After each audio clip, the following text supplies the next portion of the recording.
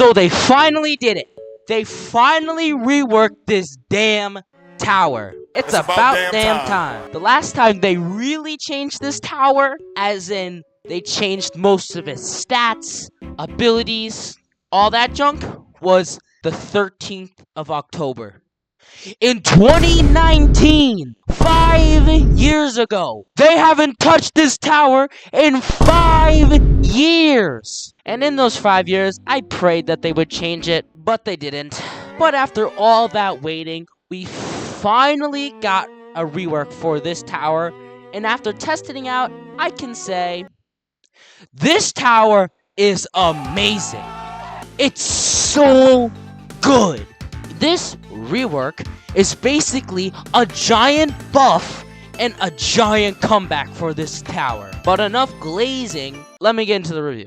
So on level 0, he does 6 damage, has a fire rate of 0.2, has a range of 12, has a burst of 3 shots, and has a DPS of 13.5. On level 1, he now does 8 damage, the fire rate, the range, the burst count stay the same, but the DPS raises to 18. On level 2, he has a damage of 10, the fire rate is still the same, his range has been increased to 13.5, his burst count is now 5, and he has a DPS of 29.2. On level 3, he does 15 damage, has a fire rate of 0.15, has a range of 15, has a burst of 6, and has a DPS of 63.4. He also gets missiles, but I'll talk about those later. On level 4, the final level, he does 16 damage, has a range of 0.13. You stupid. Has a fire rate, of 0.13, has a range of 17, has a burst count of 10, and a final DPS of 91.1. Also, this tower has to reload, so to save time, here's all the reload times.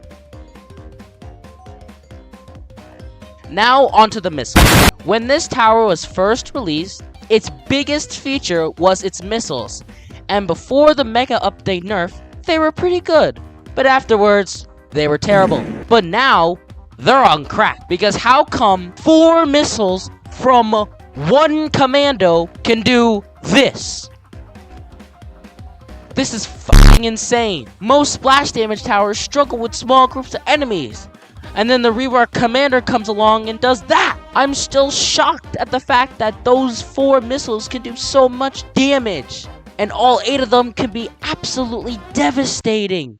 And with that though, I am basically done with my review. I haven't really tested it out any more than outside of Molten mode, but yeah, it can solo Molten, which isn't a very hard challenge. And even though you may only be allowed to place 8 Commandos, which means they probably wouldn't do that well against the Molten boss by themselves, their missiles do a ton of damage compared to the Commandos. But I don't know how well this will perform in other modes. Well, maybe I'll try that out later. Matter of fact, I wonder how all the event towers could perform on all the modes. Like and subscribe, hit the bell button, I'll see you next time. Peace.